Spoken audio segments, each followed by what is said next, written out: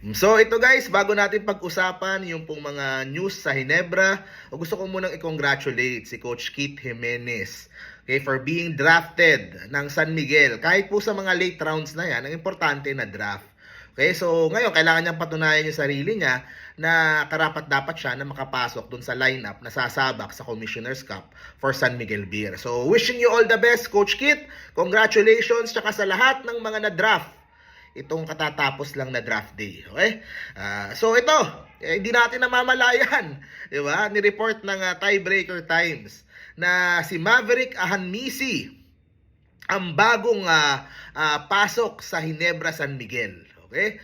Ang habang issue na to di ba? Nakikipagsagutan pa to kay Snow Badua, di ba? Ang daming mga spekulasyon, humihingi daw ng mataas na price, di ba? Hindi daw matapatan ng Converge, tapos yung sa San Miguel. So, ito, basahin po natin According to multiple sources, closely monitoring the situation, itong 6'2" combo guard signed a 3-year max deal with Hinebra early last week.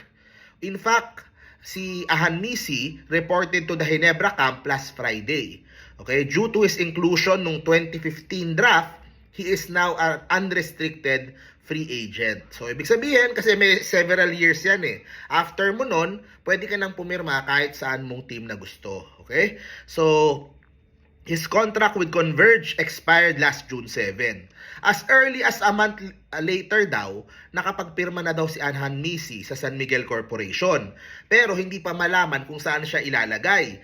Kaso nagkaproblema si Jeremiah Gray, out for the season. Si L.A. Tenorio still in recovery. So kailangan ng papalit sa Hinebra. So itong si Maverick ang ilalagay. During the last season, di ba he played in 38 games, averaging 13 points, 6 rebounds, 3.78 assists, and 1.2 steals per game. So, yung best performance niya sa Governor's Cup, kung saan nakakuha siya ng halos 20 points per game at 6.5 rebounds and 3 assists per game. Okay, so yun yung kanya naging magandang performance. Di ba dapat nga sa All-Star game kasama si Mav, pero sabi niya ayaw daw niya. Okay, so ano sa tingin nyo? Okay ba itong papasok na bagong player sa barangay? Kasi people were expecting a lot from Jeremiah Gray, di ba? Inaasahan talaga na siya yung magdadala doon sa posisyon na yon, di ba? Sila ni Jamie Malonzo. Kaso si Jeremiah hindi ganoon masyadong nag-perform, tapos na-injured pa. Dagdag diyan si LA yung di ba, nagkasakit pa, so kailangan magpagaling. So itong si Maverick ang sasama dito sa pinakasikat na team sa PBA, ang Hinebra. And ang gustong-gusto ko lang dito kay Ahanmisi, yung kanyang TikTok. Diyos ko po, sa TikTok niya. Kumusta na kaya TikTok niya? Kasi siya he is very outspoken. Pag yung mga bashers nakikipagtalo siya. Tuwang-tuwa ako sa mga ganun. Kasi umaga he shows us behind the scenes yung mga nangyayari. 'Di ba? Yung mga training niya, yung mga ginagawa niyang preparations, yung mga magagandang nangyayari, pati yung mga pangit na nangyayari. So, pinapakita niya lahat sa TikTok niya. At ngayon, papasok siya sa Hinebra, 'di ba? Dala-dala niya yung TikTok niya doon. Kaya very excited ako actually. Kasi gusto ko yung mga taong ganun talaga. Kahit sabihin ng yung iba siguro nayayabangan dito kay Ahanmisi. 'Di ba? Mas gusto ko yung mga active sa social media. Kasi sa totoo lang, yan ang kailangan ng PBA. Kailangan nila yung mga players na active sa social media. Kasi that would help in promoting the league.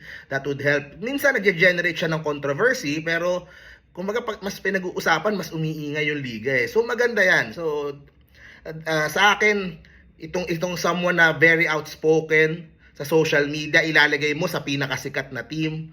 'Di ba? Tingnan natin kung paano mangyayari doon sa combination na 'yon. Sa kanyang laro, okay naman din yung pinapakita niya sa kanyang laro, 'di ba? Pero tingnan natin if he could work well doon po sa system ni Coach Tim Cone diyan po sa Hinebra. At sasabak na siya.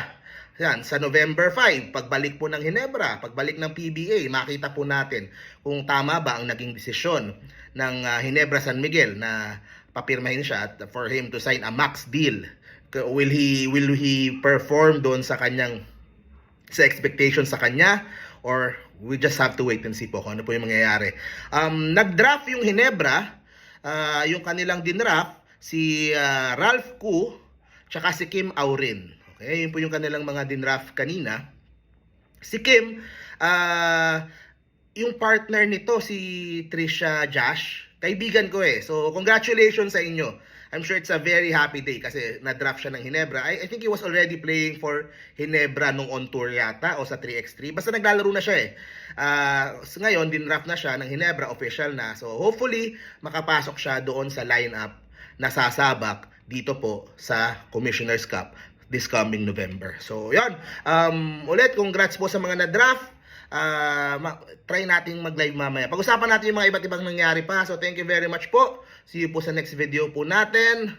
Ito na, malapit na ulit yung PBA. Pagkatapos ng Asian Games, PBA na yung susunod na abangan. Go Ginebra! Bye-bye!